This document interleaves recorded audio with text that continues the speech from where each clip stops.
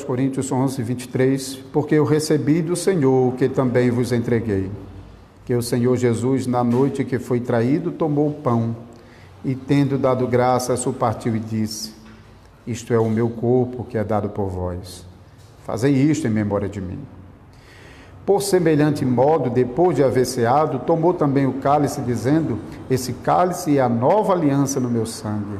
Fazei isto todas as vezes que o beberdes em memória de mim.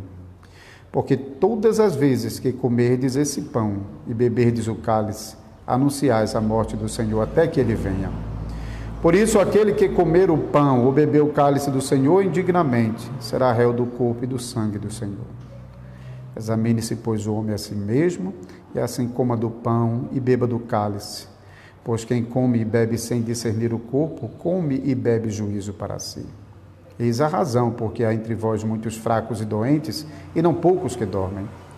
Porque se nos julgássemos a nós mesmos, não seríamos julgados. Mas quando julgados, somos disciplinados pelo Senhor, para não sermos condenados com o mundo. Assim, pois, irmãos meus, quando vos reunis para comer, esperai um pelos outros. Se alguém tem fome, coma em casa, a fim de não vos reunirdes para juízo. Quanto às demais coisas, eu vos ordenarei quando for ter convosco. Antes de prosseguir com a pregação, vamos invocar mais uma vez o nome do Senhor em oração. Senhor Deus, obrigado pelo privilégio que temos de ouvirmos livremente a pregação da Tua Palavra, apesar de toda a agitação que o mundo está passando e apesar das intenções mais de homens ímpios que querem impedir que a voz profética de Deus nesse mundo se manifeste publicamente. O Senhor é poderoso para nos preservar esse dom precioso que é termos a pregação em nosso meio. Por isso mesmo nós te rogamos que nos faça esse momento de grande proveito para o nosso coração, porque nós conhecemos quem nós somos. Todos nós temos um defeito que impede que o nosso coração possa receber com todo o apreço a Tua Palavra. Por favor, ajuda para que o Teu Espírito Santo possa remover as trevas do nosso coração, para que possamos enxergar os nossos pecados e assim nos humilharmos diante do Senhor. Nos ajuda também para que o Espírito Santo possa nos conduzir cada vez a Cristo, a fim de que em Cristo nós alcancemos a salvação dos nossos pecados. Sempre, sempre, sempre, Senhor.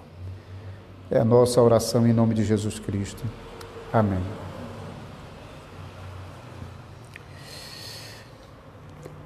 Os irmãos com certeza ainda estão lembrados, que está bem fresquinho, nós estudamos nos domingos anteriores sobre o sacramento do batismo, né? E agora nos próximos domingos, hoje e nos próximos 2 domingos, nós nos dedicaremos ao sacramento da ceia do Senhor. E devemos ter em mente aquele significado de sacramento que nós já vimos também nas pregações anteriores. Sacramentos são sinais e selos santos e visíveis que apontam para Cristo e para as promessas de Cristo. Não apontam para nós, não apontam para a nossa fé, mas apontam para Cristo. Então, na pregação dessa manhã, nós ouviremos que Cristo nos dá a ceia como sinal seguro da promessa do perdão dos pecados e da comunhão que nós temos com Ele.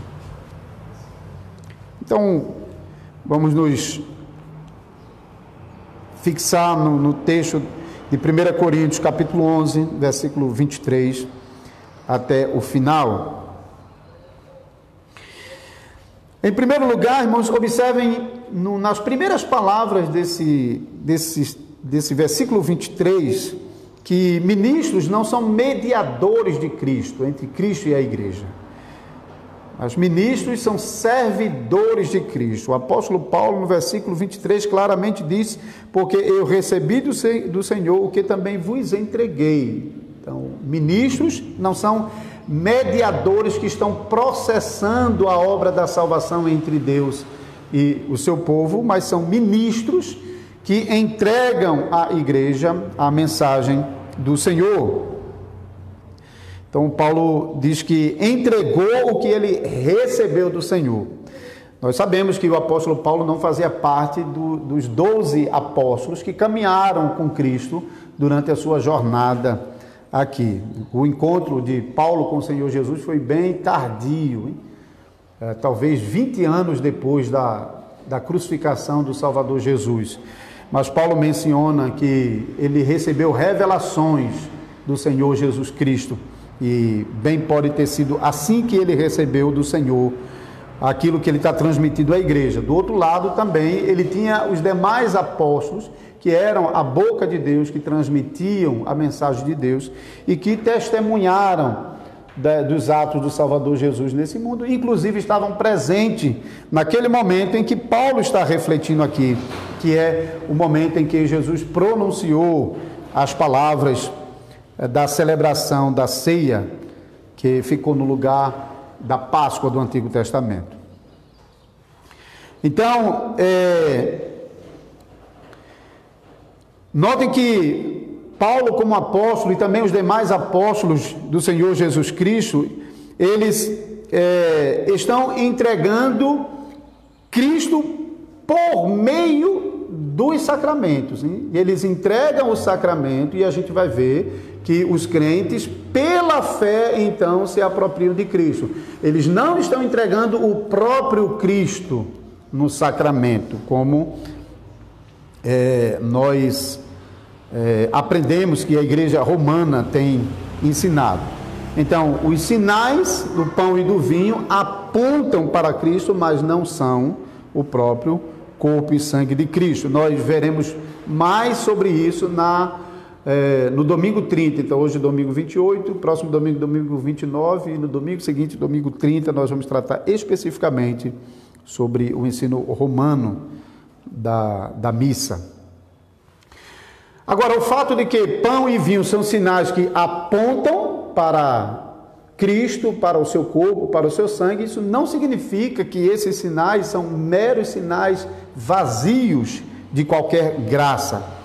Quando o apóstolo Paulo fala sobre pão e vinho, observe que ele está repetindo basicamente aquilo que Jesus Cristo pronunciou lá na celebração da ceia, junto com os seus discípulos, Mateus 26 e também Lucas 22 e Marcos 14.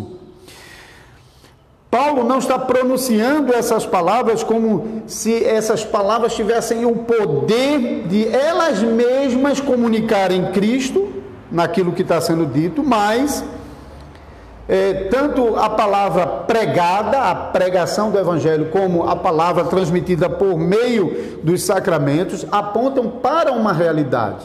São sinais que estão apontando para uma realidade que é Cristo e as suas promessas.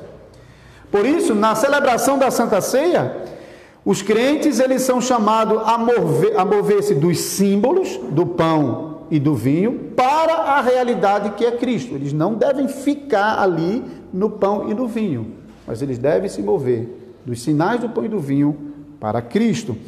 É mais ou menos assim que a forma de Santa Ceia diz, a forma de Santa Ceia que nós usamos quando estamos celebrando a ceia do Senhor. A forma diz assim: para sermos alimentados com Jesus Cristo, que é o verdadeiro pão celestial, não devemos nos apegar aos sinais de pão e vinho, devemos levantar os corações a Jesus Cristo, o nosso intercessor à direita do Pai. Nós, cada vez que estamos celebrando a Santa Ceia, nós estamos ouvindo na forma da Santa Ceia esse ensino. Na ceia, portanto, as palavras comunicam a promessa e o sacramento está deixando ainda mais claro essa promessa que nós ouvimos na pregação. Então, aquilo que nós ouvimos na pregação, nós agora estamos vendo com os nossos olhos e deixando mais clara ainda a promessa que Cristo nos faz na Santa Ceia. Como a mesma forma diz em outro lugar, seremos alimentados com o seu corpo e sangue, tão certo como recebemos esse pão e essa bebida em sua memória. Então isso mostra claramente que a Santa Ceia não é um mero sinal, não são meros símbolos vazios. E no versículo 25, 26, por semelhante modo, depois de haver ceado, tomou também o cálice, dizendo: esse cálice é a nova aliança no meu sangue, fazei isso todas as vezes que o bebedes, em memória de mim. Porque todas as vezes que comedes o pão e bebedes o cálice, anunciais a morte do Senhor até que ele venha. Então, memória, essa palavrinha aqui, que é uma palavrinha bem especial. Obrigado, Isaac. Fala sobre lembrança. É uma palavra importante porque na época da Grande Reforma, quando os catecismos e confissões estavam sendo produzidas, nós aprendemos sobre a posição do reformador suíço, Ulrico Zwinglio. Zwinglio interpretou essa palavra memória como significando que ela simplesmente aponta para algo que aconteceu lá no passado, como também alguma coisa que ainda vai acontecer no futuro, mas que assim não tem nenhuma consequência especial no presente. Então aqueles elementos ali que a gente está vendo na Santa Ceia são simplesmente sinais que apontam para o que aconteceu e para a promessa de que Cristo um dia voltará. Essa posição de Zwinglio implica dizer que, então, na Santa Ceia não tem nenhuma graça especial de Deus sendo transmitida ao seu povo. De tal maneira que, bom, já que não tem nenhuma graça especial, então não faz nenhuma diferença se o crente participa ou não da ceia, se ele decidiu ficar em casa e não vir para a ceia. Mas em memória de mim significa muito mais do que aquela mera lembrança de uma coisa do passado sem nenhuma consequência no presente, como Zwinglio pensava. As igrejas da Reforma perceberam essa diferença e não seguiram a posição de Zwinglio. A palavra por trás da nossa palavrinha memória aqui é uma palavra que provavelmente os irmãos conhecem do meio hospitalar, do meio do ambiente médico, a palavra anamnese. Essa palavra significa trazer mais uma vez à mente, trazer aquela lembrança mais uma vez à mente. Quem trabalha no ambiente hospitalar, ou quem já se submeteu a uma cirurgia, qualquer de nós, deve se lembrar que antes da cirurgia, um profissional lá do hospital faz uma entrevista com você, faz uma anamnese, ele vai fazer perguntas para conhecer qual é o seu histórico, para saber um pouco da sua vida, para trazer para o histórico médico certos acontecimentos anteriores na sua vida. E essas perguntas servem para construir um histórico clínico do paciente. E esse histórico clínico que o médico faz não é somente para saber o que aconteceu na sua vida lá atrás e não serve para nada ali na frente. Na verdade, esse histórico clínico do paciente, por meio da anamnese, oferece ao médico um perfil daquele paciente, e isso orienta os médicos no procedimento cirúrgico que ele vai realizar naquele paciente, como também vai ajudar os médicos até mesmo no acompanhamento pós-cirúrgico. Então, o que está acontecendo na ceia é algo semelhante. Quando o apóstolo usa essa palavra para se referir à celebração da Santa Ceia, ele indica que os elementos da ceia criam uma imagem da obra redentora de Jesus Cristo na nossa mente. Então, enquanto nós estamos participando da celebração da ceia, aquela imagem da obra redentiva de Jesus Cristo, morrendo na cruz do Calvário como sacrifício pelos nossos pecados, estão na nossa mente. O pão está pregando para a gente: o corpo de Cristo foi ofertado por mim. O vinho está pregando para nós: o sangue de Cristo foi derramado por mim na cruz. A pergunta do catecismo, nesse domingo 28 e 29, estão usando essas expressões. Então, memória de Cristo não é de jeito nenhum uma mera lembrança, mas é uma recordação do sacrifício de Cristo que vale os pecados que nós estamos desfrutando agora, no tempo presente, e da comunhão que nós provamos com Cristo agora no tempo presente. Então, reduzir o sacramento da ceia a uma simples lembrança, uma simples recordação de Cristo, sem nenhuma consequência graciosa no presente, é esvaziar a proclamação que nos é feita pelos sacramentos. Se a gente for coerente e pegar o mesmo significado de zoílio na Santa Ceia, de um mero sinal, sem nenhum significado, nenhuma graça presente, e a gente aplicar isso se a gente aplicar a mesma coisa à pregação, é o mesmo que dizer que a igreja se reúne aqui para ouvir a pregação do Evangelho, mas isso não tem nenhuma consequência na vida dos irmãos. Isso é realmente esvaziar a pregação de toda a graça que Deus nos promete, por meio tanto da pregação audível como da pregação visível, que são os sacramentos. Então a Bíblia não ensina isso não. Do princípio ao fim, de Gênesis a Apocalipse, a palavra de Deus está sempre ensinando que Deus não promete coisa, Deus não ordena coisa alguma para o seu povo, que aqueles que piedosamente obedecerem não sejam recompensados por sua obediência. Da mesma forma que Deus não ordena coisa alguma para o seu povo que não tenha consequência na vida daqueles que não obedecem o que Deus está fazendo. Ou seja, aquilo que Deus nos ordena não são falas vazias. A obediência àquilo que Deus ordena tem bênçãos, e a desobediência àquilo que Deus ordena tem castigo. Portanto, trazer Cristo à memória é se apropriar de Cristo pela fé. A gente passa por isso, a gente prova isso tanto na pregação audível, todos os cultos, como nós provamos isso também pela pregação visível dos sacramentos. Então, nós não dizemos como Zwinglio, sacramentos é só um símbolo, não dizemos isso, nós dizemos não. Cristo está graciosamente presente no sacramento, mas nós falamos sobre uma presença espiritual de Cristo que é desfrutada pelo crente pela fé. Mas o outro extremo disso eram as afirmações dos luteranos e dos católicos romanos de que Cristo estava fisicamente presente na ceia.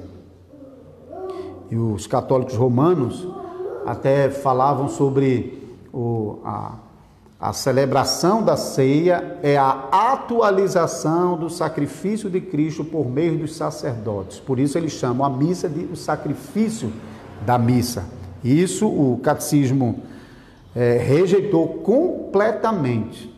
E nós vamos ver quando estivemos tratando do domingo 30, que a primeira edição do catecismo não tratou especificamente esse aspecto da missa, mas na segunda edição foi acrescentada uma pergunta e resposta, que é a pergunta e resposta 80, justamente para combater aquilo que Roma estava ensinando sobre a ceia do Senhor.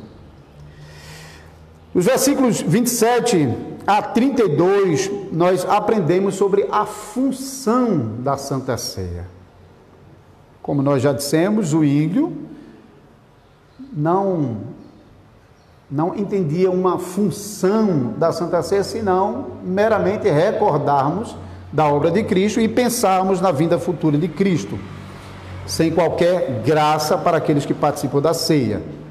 Mas as igrejas da Reforma seguiram um caminho diferente. Desde o princípio, as igrejas de Jesus Cristo têm crido e ensinado que a ceia é mais do que um simples memorial, é um meio de graça, é uma proclamação da obra graciosa de Cristo Jesus. Então, quando cristãos piedosos sinceramente estão comendo do pão e bebendo do vinho pela fé, eles têm mais do que pão e vinho. Eles têm Cristo mesmo, o seu corpo, o seu sangue. Essa realidade de Cristo na ceia pode ser percebido quando nós avaliamos esses versículos e observamos o juízo que Deus está colocando aqui sobre aqueles que comerem do pão e beberem do vinho de modo indigno. Algumas pessoas na igreja de Corinto estavam desprezando o sacramento da Santa Ceia, porque eles estavam participando da celebração da Santa Ceia não com fé, não pensando seriamente no significado da Santa Ceia, no seu propósito, na santidade da Santa Ceia. E por causa disso, eles também não estavam considerando o castigo severo de Deus àqueles que participassem da Santa Ceia de maneira indigna. E como consequência, nós lemos sobre a ameaça de Deus àqueles que comem sem examinar apropriadamente. Os versículos 28: examine-se, pois, o homem a si mesmo, e assim coma do pão e beba do cálice, pois quem come e bebe sem discernir o corpo, come e bebe juízo para si. Eis a razão porque há entre vós muitos fracos e doentes, não pouco que dormem. Porque se nos julgássemos a nós mesmos, não seríamos julgados, mas quando somos julgados, somos disciplinados pelo Senhor, para não sermos condenados com o mundo.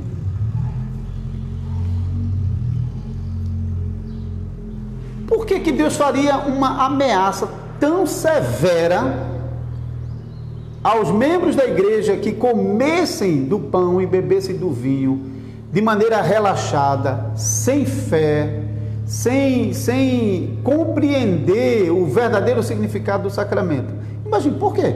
Se fosse um mero ritual, um mero símbolo, que ninguém recebia nenhuma graça por meio dele, ninguém perderia nada se não viesse à igreja. Por que Deus colocaria um juízo tão pesado sobre essas pessoas que comem sem compreender o significado da ceia, comem sem fé? Isso claramente mostra que Santa Ceia não é um simples memorial, uma mera recordação. Neles os crentes recebem mais do que pão e vinho, recebem graça por ouvirem a promessa da salvação e de vida eterna. Por isso dizemos que sacramento acrescenta à fé dos crentes aquela certeza e aquela confiança em Cristo e na obra que Cristo realizou em favor dele. Nós não falamos que sacramento gera fé.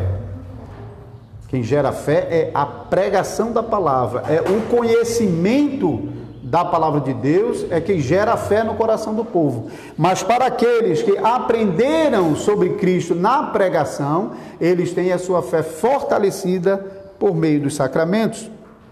E é isso que nós falamos sobre o significado de sacramentos. Sacramentos são fortalecedores da fé. Os sacramentos foram acrescentados à palavra para fortalecer a nossa fé. Por isso também nós dizemos que sacramento não pode ser administrado sem palavra. O sacramento ele é adicionado à palavra, então ele não funciona sem a palavra. Olhando o versículo 26 ainda,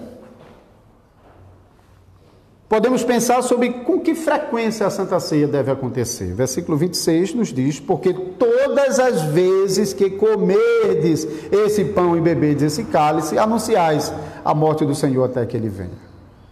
Então, versículo 20 também já havia dito: quando, pois, vos reunis no mesmo lugar, não é a Santa Ceia que comeis, quando vocês habitualmente se reúnem. Então, esses versículos mostram que a igreja de Corinto, eles tinham uma prática de realizar a Santa Ceia periodicamente. Não nos é fornecido aqui com que frequência a Santa Ceia era celebrada, mas podemos ver nesses versículos que, diferentemente do batismo, que era administrado uma única vez para aquele que está entrando na aliança, porque o batismo é o sinal de ingresso na aliança, a Santa Ceia era celebrada com mais frequência, então não uma única vez.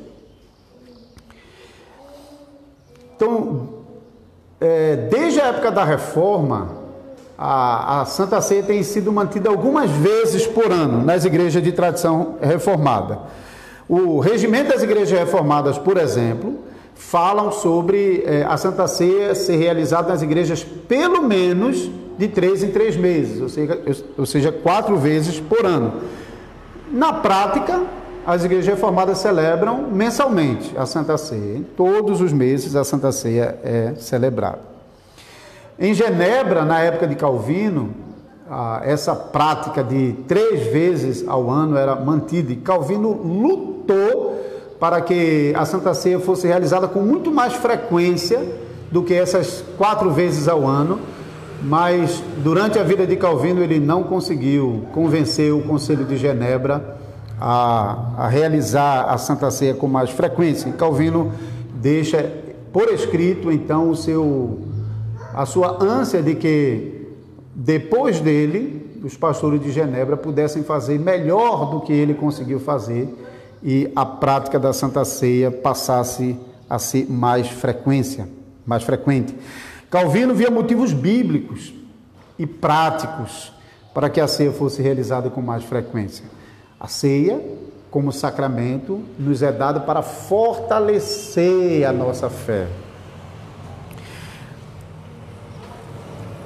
Apesar disso, então, Genebra continuou com essa prática e muitas igrejas da Europa acabaram adotando também essa prática de ceia 4 vezes no ano.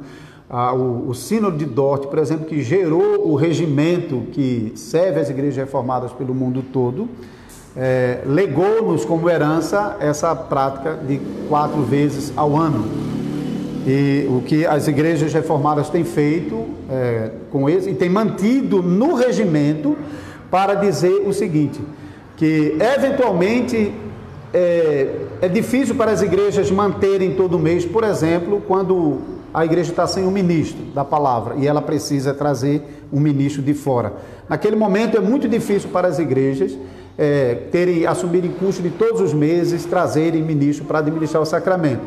Então, nessas situações, a igreja, então, aplica aquilo que o regimento está dizendo, pelo menos 3 vezes ao ano. Então, ela tem mais tempo sem a Santa Ceia. Mas, quando tem um ministro da palavra na igreja, as igrejas reconhecem o benefício de realizar a Santa Ceia com muito mais frequência. Mas é bom saber que tem também um movimento, especialmente hoje em dia, algumas igrejas têm recuperado um movimento de que a ceia deve ser celebrada todos os domingos. Isso não é a nossa prática, mas eu não vejo que isso é um grande problema, porque alguns estão realmente defendendo que Calvino já estava indicando que a frequência deveria ser semanal, embora ele não deixe isso muito claro, mas ele certamente falava de uma celebração mais frequente da Santa Ceia. Então eu penso que uma frequência mensal é muito melhor do que aquela que marcou o período da Reforma com 4 vezes ao ano. Ainda nos versículos 33 e 34, nós aprendemos que a celebração da Santa Ceia não é uma simples refeição da comunidade. Os visitantes que estão chegando agora talvez não saibam, mas nós temos uma prática aqui todos os domingos, após o culto da noite, nós sempre aproveitamos o momento após o culto como um momento de comunhão e temos uma refeição onde nós provamos naquela refeição a comunhão que nós também provamos na mesa do Senhor e a cada domingo aqui no culto.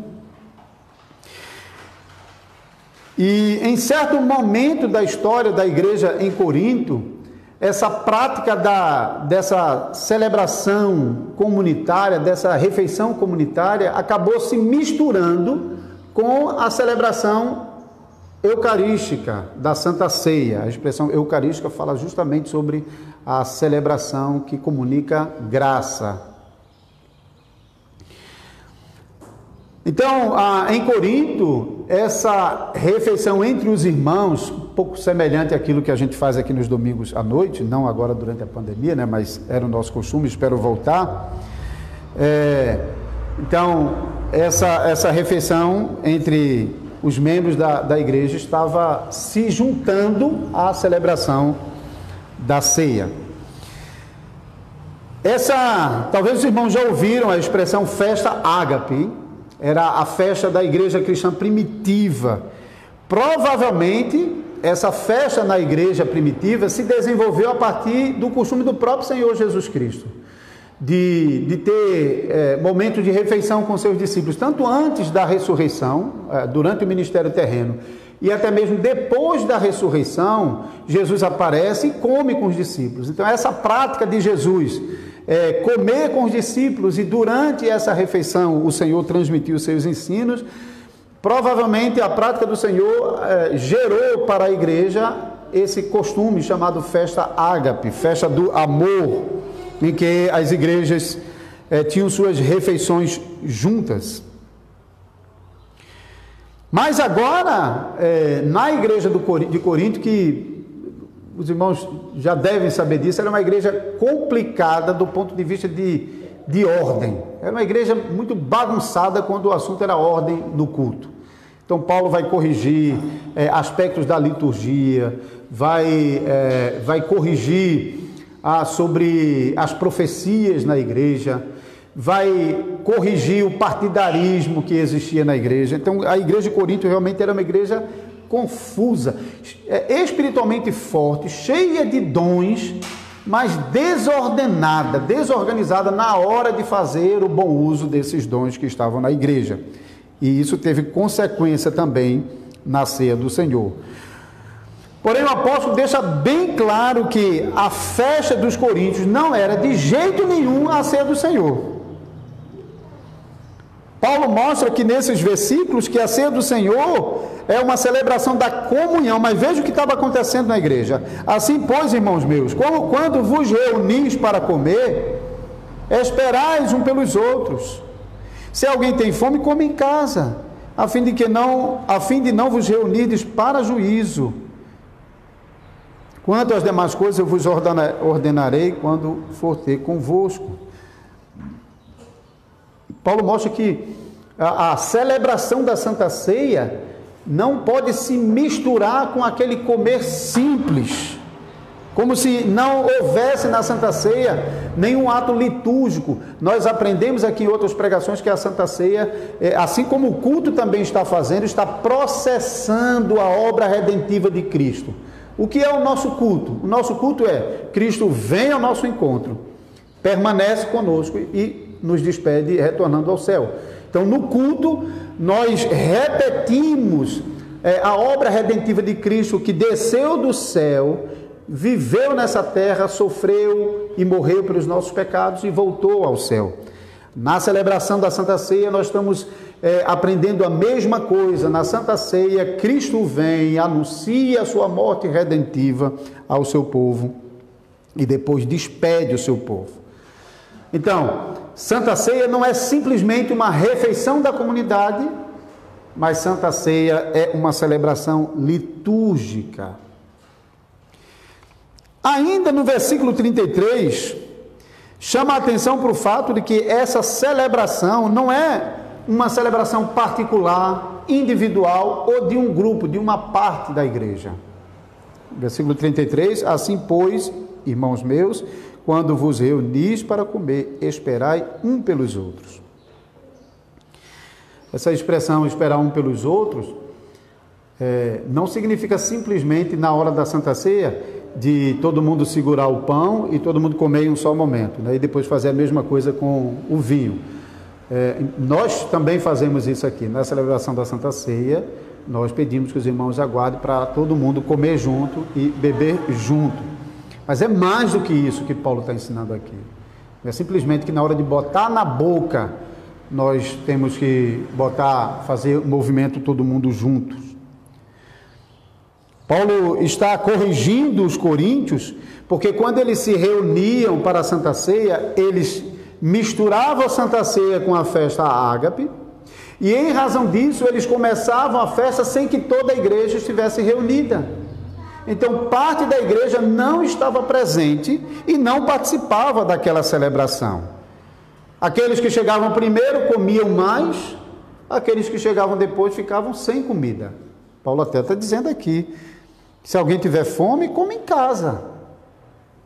Então não é com o propósito de encher a barriga que estão ali, mas é com o propósito de comerem junto pão e vinho em memória do Senhor. Então deveria esperar um pelos outros. Isso mostra que a celebração da Santa Ceia é uma celebração de toda a comunidade. Então é um ponto importante para nós pensarmos sobre o momento que nós estamos vivendo agora, porque nós estamos no meio de uma pandemia, estamos talvez percebendo os primeiros sinais do retorno, mas muitos irmãos em Cristo não poderão participar da Santa Ceia se nós celebrarmos nesse momento. Número muito pequeno da congregação. Então, de um lado, é lamentável que a gente não pode manter aquela frequência da Santa Ceia, que é uma bênção para nós, porque pela Santa Ceia o Senhor nos comunica a graça, e pela Santa Ceia nós temos a nossa fé fortalecida, mas nesse momento nós não podemos realizar. E se formos realizar, não realizaremos a ceia com a maior parte da congregação. Eu sei que de vez em quando tem um ou outro membro que, em razão de doença ou outro motivo, não pode participar, mas nesse momento nós teríamos talvez a maior parte da congregação ausente. Então, será que nós deveríamos realizar a Santa Ceia sem representar a comunhão da congregação? Por essa razão, junto com o conselho da igreja, entendemos que é melhor lamentar que não podemos fazer isso e esperar um pouco mais até que nós possamos ter a congregação reunida em sua grande maioria.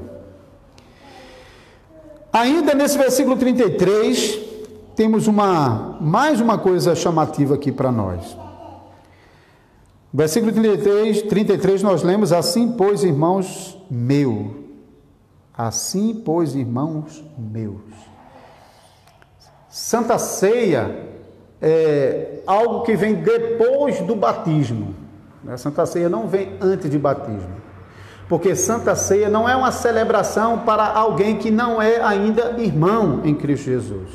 Paulo está ensinando a Santa Ceia para a Igreja de Cristo, para aqueles que são irmãos na fé, aqueles que já creram em Jesus Cristo, aqueles que já confessaram a sua fé, aqueles que já foram batizados em Cristo Jesus e agora estão no contexto da comunhão. Por isso, Santa Ceia nunca é celebrada para pessoas que ainda não fizeram a sua profissão pública de fé, ainda não declararam publicamente que se tornou um servo de Jesus Cristo e, portanto, irmãos daqueles que comungam da mesma fé naquela congregação.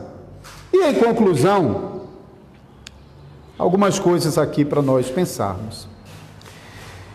O Senhor Jesus ordena aos crentes que comam o pão e bebam o vinho como sinais seguros da promessa de Cristo Jesus, de Cristo e das promessas de Cristo. Então, promessa de perdão dos pecados, promessa de vida eterna, não a nossa fé, não está apontando para a nossa fé. Isso devemos sempre ter em nossa mente.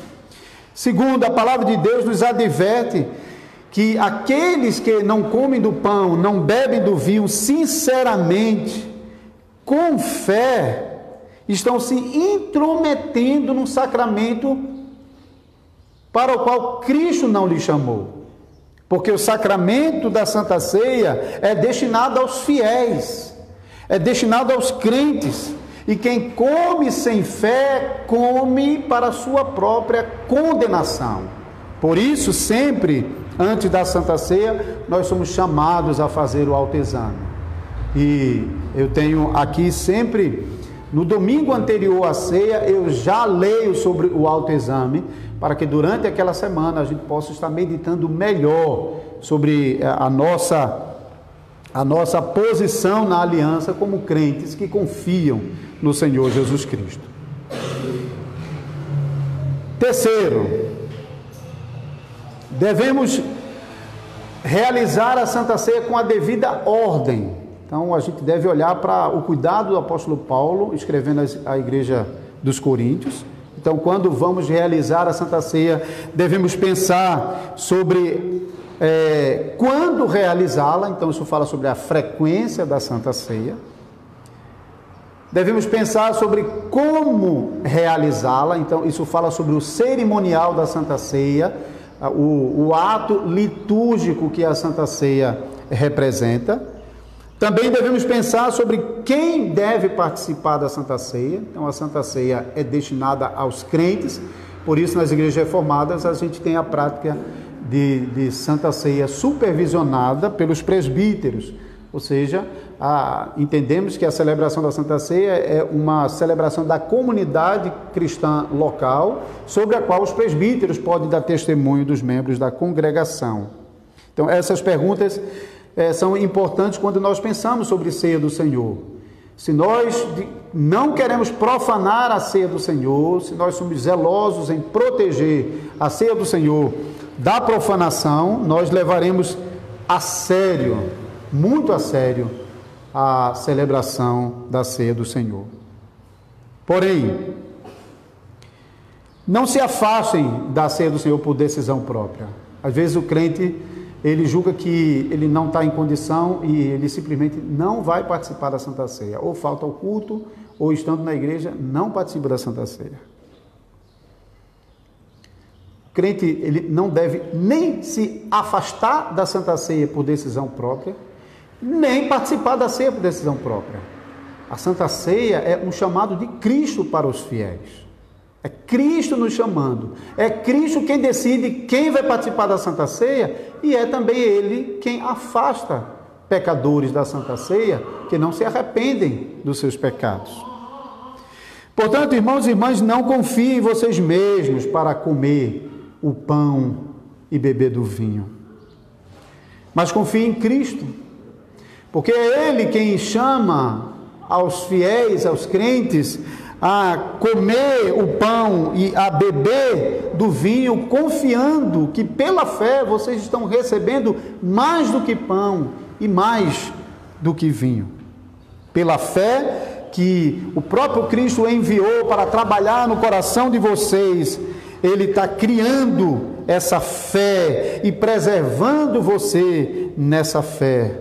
E é por meio dessa fé que na celebração da Santa Ceia você se torna participante do corpo e do sangue de Cristo.